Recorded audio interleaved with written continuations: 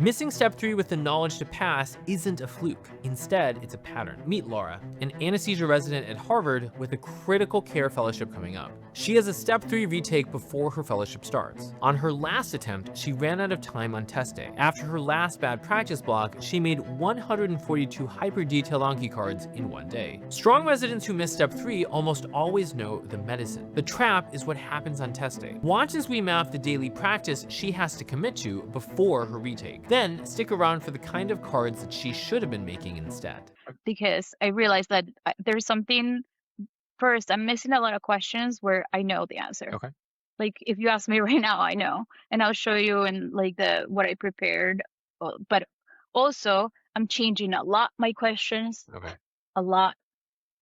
So I argue myself out, and because I was running short of time, there wasn't any time for me to do the ruling in or ruling out. Okay. And then so when I received the result, I wasn't surprised, but obviously I was devastated. I think it was the hardest for sure. So if you don't pass in June, you can't start fellowship, is that right?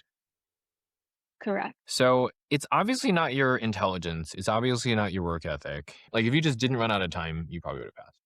If you just not changed your answers, you probably would have passed. Right? Okay. So obviously but those are symptoms of a deeper cause. So what we need to do is we need to figure out what that deeper cause is and address that deeper cause that's causing the anxiety, that's causing the perseveration, that's causing you to doubt yourself and causing you to change your answer, run out of time, and then, having to click C for the last 5 questions on every block. Okay, I so don't know what the I'm doing number one wrong. thing that you should be doing every day is you should be doing an hour to an hour and a half of EMDR every night.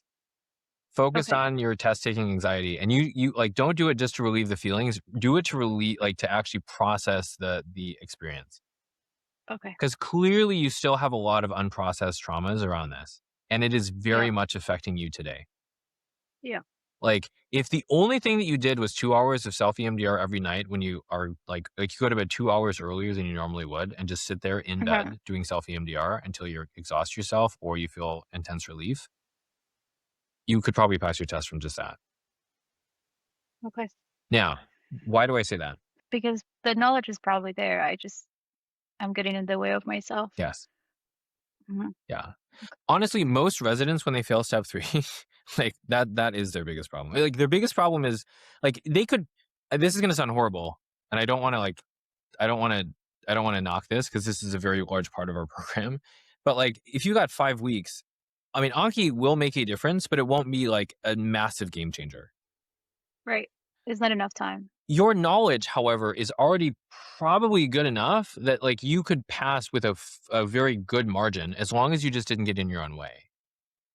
And the Uh-huh. way that you do that is if you just went in, think about it this way. If you went in with zero trauma, test taking Yeah. trauma, and zero baggage and no head trash, and you Uh-huh. didn't doubt yourself and you just went with what was the logical best answer given what it is that you knew, and you didn't run out of time on every block because you were perseverating and your identity was tied to whether you got this question right or wrong or right.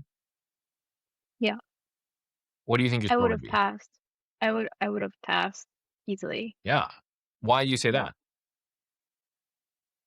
Because I I know that I wasn't the best version of myself when I took the exam. I think an issue is also that I it's hard for me to believe that I am capable, even Exactly. though I know I am. That Like isn't, but so I that is an EMDR thing. yeah, yeah, Like, I mean, that's I know. either a decades long therapy thing, or you can just go straight to the source and process the memories and experiences that you've had that have reinforced that network that surrounds that belief, Yep. that negative cognition. Mhm. Just deal with that negative cognition, and then all of the other things start to also unravel in a positive way. Yep. Right? Because you've done, I mean, the good news is you've done EMDR. Like, how much of a difference did that make when you actually did it for real?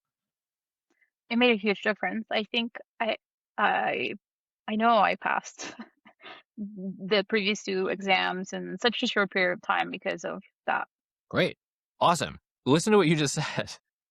Yeah. Now imagine that you did the exact same thing and you just did it every day for the next 5 weeks. Yeah. Think of how Right. much of a difference that would make in terms of your calm, your ability to be present, your ability to analyze questions and actually read the sentences and not like miss things. Yeah. It would be huge. Cool. Okay. So Yeah. if that's the only thing that you did, probably could pass just from that. Agreed?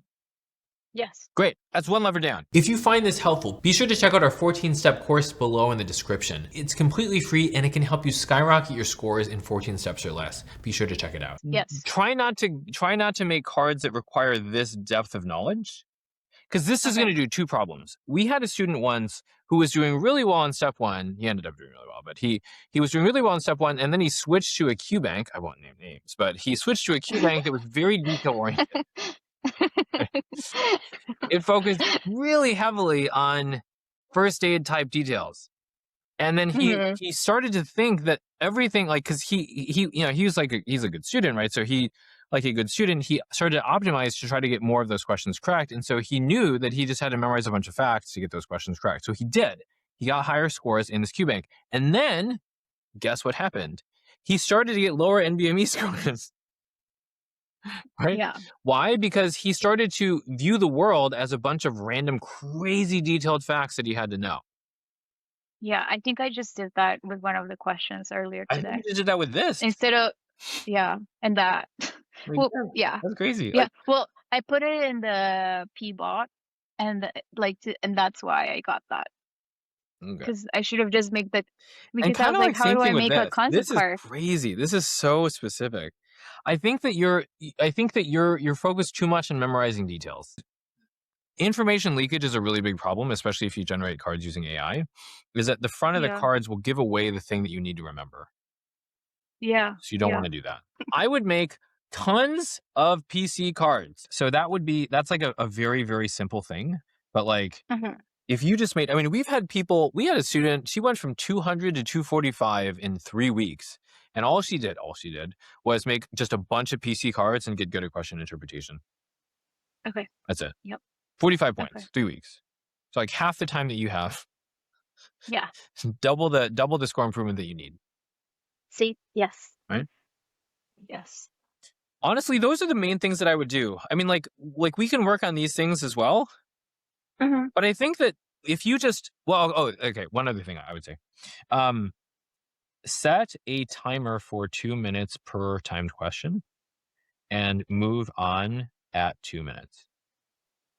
Okay. Now, if you're running out of time on a test, there's it's kind of like two reasons why. One, the most common reason is that people perseverate, which in your case, I'm going to guess that that's probably the reason, knowing Yeah. you. Yeah. You're like, it's like it becomes an identity threat. You're like, oh, if I don't get this question right, it means that I'm like, you're not saying this explicitly, but implicitly, I think you're feeling or thinking like, No, but even my thinking before it didn't happen, but even my thinking goes away. Like it's not focused anymore. yeah. That was an issue. So yes. Well, oftentimes what people, the identity threat is like, if I don't get this question right, I'm a bad person. Like I'm not good enough, Yeah. Yeah. right? Not morally, Yeah. but like value wise. Like No, I'm not. I completely understand. I think my imposter syndrome is completely like flared up right now, Oh, for even sure. more than Oh, of before. course. And that like shows up and it feels like, how did I get here? Super common. Super, super, super common. So what I would do, so there's two ways to improve this. I would do both of them. So Uh-huh. one is to set a timer for 2 minutes. Never let yourself go beyond 2 minutes on a question. So like Okay. you want to get a sense of what 2 minutes feels like. So just set a timer. That doesn't mean you should go up into the 2 minutes every time because you only get 90 seconds per question. So like obviously don't do that. But like Yeah. if you just made sure that you never spent 5 minutes on any question, you probably would never run out of time. What are your major takeaways from our discussion today? My major takeaways is that I need to focus on Laura here. So EMDR, so anxiety, um, more than anything, because I'm already probably the person that deserves to get the best score. Almost there. Yeah, I just Yeah. need to believe it. And then that way it'll allow me to, because I think if I don't have that anxiety, right? Even you saw how much time I spent making 100 and something cards. I could have spent it learning a topic more focused.